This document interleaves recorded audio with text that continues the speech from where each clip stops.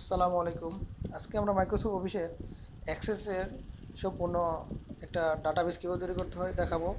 সেই জন্য আমরা মাইক্রোসফট অ্যাক্সেসটা ওপেন করে নিতেছি। মাইক্রোসফট অফিসটা আমি 13 ব্যবহার করি, অনেকে 10 ব্যবহার করতে পারে। এখান থেকে আমি ব্ল্যাঙ্ক ডাটা বেসটা নেব। তারপর ক্রিয়েটে ক্লিক করে আমি এখানে একটা ডিজাইন ফর্ম আসবে, এখান থেকে সেভে আমি ফর্ম অথবা স্টুডেন্ট ইনফরমেশন বিভিন্ন কিছু দিয়ে দিতে পারি। আমি ফর্ম 1 দিয়ে দিব।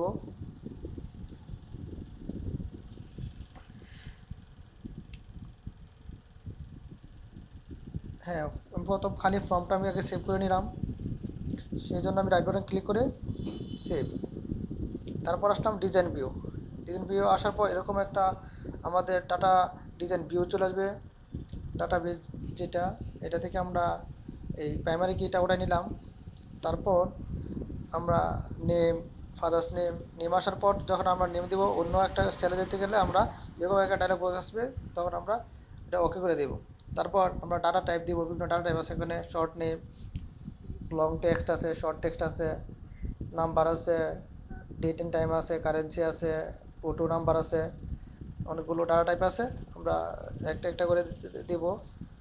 তো আমাদের যেহেতু নেম লিখতে শর্ট টেক্সটই চলবে, ফাদার্স নেম লিখতে গেলেও শর্ট টেক্সট লাগবে। তো আমি একটা একটা করে টেক্সটের টাইপ দিতেছি।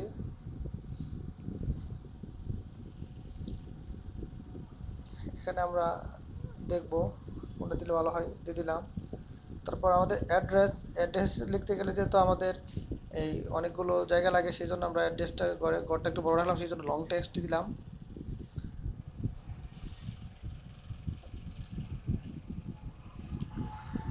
তারপর আমরা উপজেলা দেব। উপজেলা দিতে গেলে আমরা আমাদের অনেকের টিক চিহ্ন আকারে চলে আসবে, সেই জন্য আমরা এখানে টেক্সটের একদম এই ডাটা টাইপের লাস্টের একটা অপশন আছে লুকআপ ওয়াইজার, ওই লুকআপ ওয়াইজার থেকে আমরা এই লুকআপ ওয়াইজ করে নেব।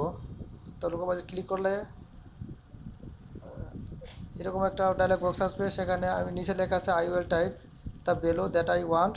আমি এটাতে ক্লিক করে দিলাম, তারপরে নেক্সট দিলাম। এখানে আমি একটা এই জেলার যতটা উপজেলা আছে, আমি আমার আশেপাশে যে কয়েকটা উপজেলা আছে লিখে দিলাম। প্রথম বাঞ্ছারামপুর, তারপরে নবীনগর,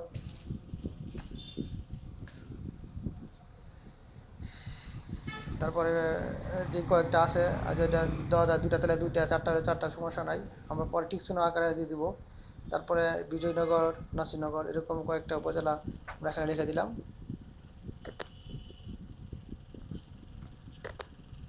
তারপর নেক্সটে ক্লিক করব। তারপরে অ্যালাউ মাল্টিপল ভ্যালুস দিয়ে দিলাম, ফিনিশ। তাহলে আমার লুকআপ ওয়াইজ শেষ।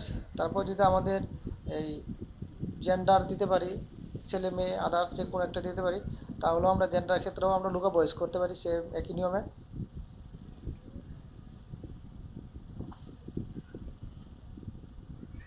সেম নিয়মে লুকআপ ওয়াইজ করলাম, মেল, ফিমেল, আদার্স।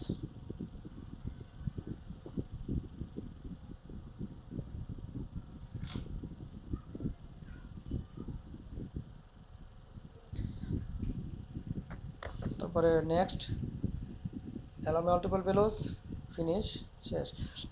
তারপর আমরা যেহেতু আমাদের এখানে স্টুডেন্ট ইনফরমেশন দিতেছি, তাদের টোটাল পে, কত টাকা পেমেন্ট করতে হবে, কত টাকা দিল, কত টাকা বাকি আছে, এগুলো সবগুলো আমরা ফর্ম আকারে রাখবো।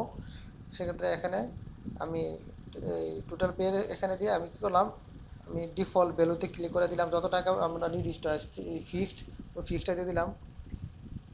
কারেন্সি দিলেও দিতে পারতাম, তাহলে কারেন্সি না দিয়ে আমরা এই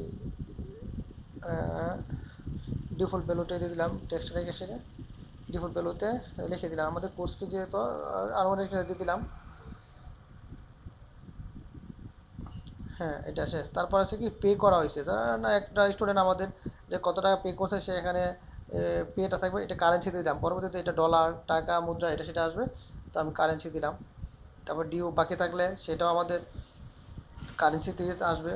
তারপরে আমরা যদি চাই যে না ফটো অথবা ডেট অফ বার্থ দিতে চাই, সেক্ষেত্রে ডেট অ্যান্ড টাইম দেবো। সেক্ষেত্রে আমাদের ক্যালেন্ডার অপশনটা চলে আসবে, পরবর্তীতে আমরা দেখতে পারবো।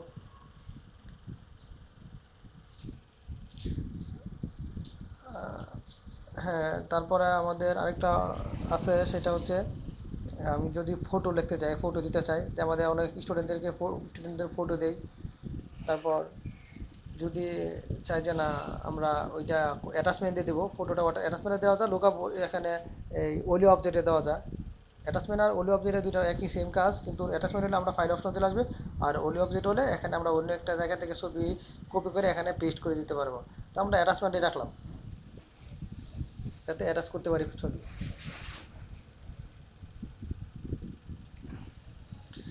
যখন আমাদের এই ডাটা টাইপগুলো আমাদের ফিল আপ করা শেষ, এখন আমরা ডাটা টাইপগুলো ফিল আপ করলাম। তারপর প্রথম তো আমরা সেভ করছিলাম একটা খালি, এখন আমরা সেভ করব পুরো ডাটা টাইপগুলো ফিল আপ করার পর। এখন আবার সেভে ক্লিক করে দিলাম। এখন আমার সেভ হয়ে গেছে, আমার পুরো ডাটা, এই যতগুলো ডাটা টাইপ নিয়েছে সবগুলো সেভ হয়েছে। এখন আমরা ওই যে কর্নারে নিচে একটা ক্রস আছে, ক্রসে ক্লিক করে দিলাম। তারপর আমাদের ফর্মে ক্লিক করে এখানে ক্রিয়েট আছে, ক্রিয়েট থেকে ফর্মে ক্লিক করলাম, তাহলে আমাদের ফর্মটা চলে আসবে। এই ফর্মটা লিখতে গেলে ফর্মের এই আবার লাইট বাটন ক্লিক করে আমরা ফর্ম ভিউতে ক্লিক করতে হবে। ফর্ম ভিউতে ক্লিক করলে আমরা ফর্মটা চলে আসবে। এখন আমরা অটোমেটিক আমাদের স্টুডেন্টদের নামগুলো লিখে এখানে নাম, বাবার নাম, ঠিকানা সবগুলো দিয়ে একটা একটা করে খুব অল্প সময়ের মধ্যেই আমরা ডাটাগুলো ফিল আপ করতে পারবো। তা আমি প্রথম একটা করে দেখাইতেছি। নাম দিলাম, এখানে বাবার নাম আসবে,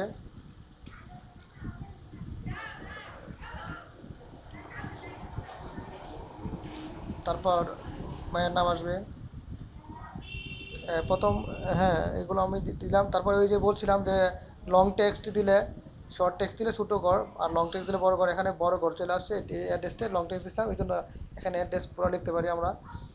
যে অ্যাড্রেসে অনেক সময় দেখা যায় গ্রাম, পোস্ট অফিস, উপজেলা, জেলা সব লিখতে হয়, এই জন্য আমাদের বড় ঘর দরকার, সেই জন্য আমাদের টেক্সটটা আমরা লং টেক্সট দিয়েছিলাম। এখানে আমরা লিখতেছি আমাদের পুরো ঠিকানাটা, অ্যাড্রেসটা। আমার এই প্রথম স্টুডেন্ট যা একজন একটা স্টুডেন্ট, তার পুরো ঠিকানা লিখতেছি।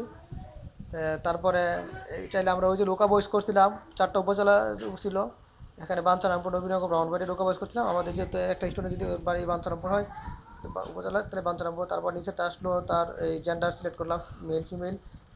তারপরে আমাদের টোটাল যেই টাকাটা ছিল 7,000 টাকা দেওয়া থাকবে ডাইরেক্ট, দেওয়া থাকবে ডিফল্ট। আর যত টাকা পে করছে এখানে পের সাথে অটোমেটিকলি কারেন্সি চলে আসবে।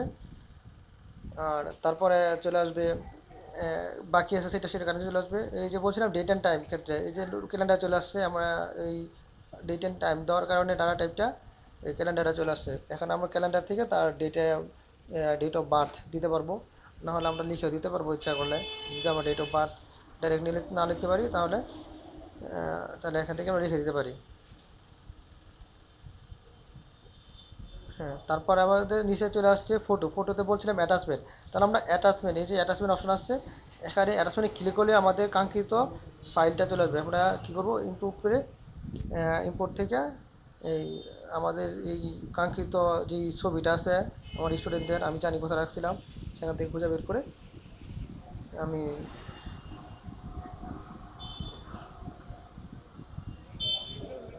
আমার স্টুডেন্ট যারা আছে তাদের ছবি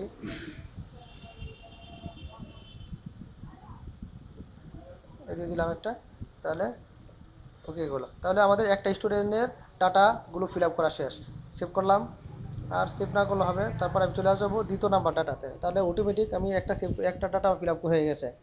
তারপরে 2 নাম্বার ডাটা আবার দিয়ে আরেকজনের, অটোমেটিক 2 নাম্বার চলে আসছে। আমার 2 নাম্বার আর লিখতে হবে না, 2 নাম্বার দেওয়া ছিল, এই জন্য 2 নাম্বারটা চলে আসছে অটোমেটিক, এখানে আর লিখতে হবে না। এখানে আবার সেম আগেরটার মতোই ফার্স্ট যেরকম আমরা এই ডাটাগুলো ফিল আপ করছি, সেখানে আমরা ওইভাবে ফিল আপ করতে পারি।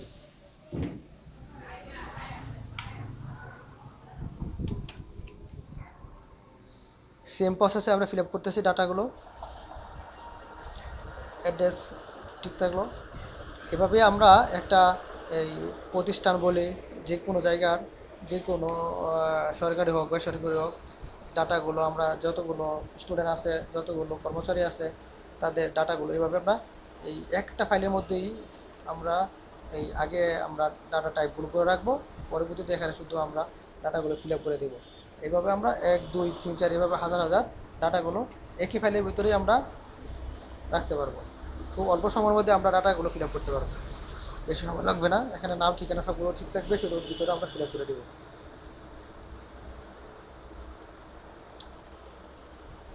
আশা করি আমরা খুব অল্প সময়ের মধ্যে মাইক্রোসফট অ্যাক্সেসের ডাটাবেস তৈরি করা শিখে ফেলছি। আর খুব খুব ইজিলি আমি ক্লাসে দেখাইছি, সবাই আশা করি সবার জন্য এই এটা উপকার হবে। একটু ধৈর্য সহকারে যদি আমরা ভিডিওটা দেখতে পারি, তাহলে এইভাবে আমরা কি করতে পারি, 1 2 3 4 5, আমি বাকিগুলো আর দেখাইলাম না, শুধু 1 2 3 যেটা আমরা 2টা পর্যন্ত দেখাইছি, 3 নাম্বার যদি 3 নাম্বারে ক্লিক করি তাহলে চলে আসবে। এভাবে আমরা এই প্রিন্ট করতেও পারবো, তারপর এই ডাটাগুলো আমরা সেভ করে রাখতে পারবো, পরবর্তীতে আমরা আবার খুঁজে বের করতে পারবো। এইভাবে আমাদের কাঙ্ক্ষিত যেই ফাইলটা আছে আমরা ডাটাটা বেসের মাধ্যমে সেভ করে রাখতে পারবো। তো আজকে এই পর্যন্তই, সবাই ভালো থাকবেন।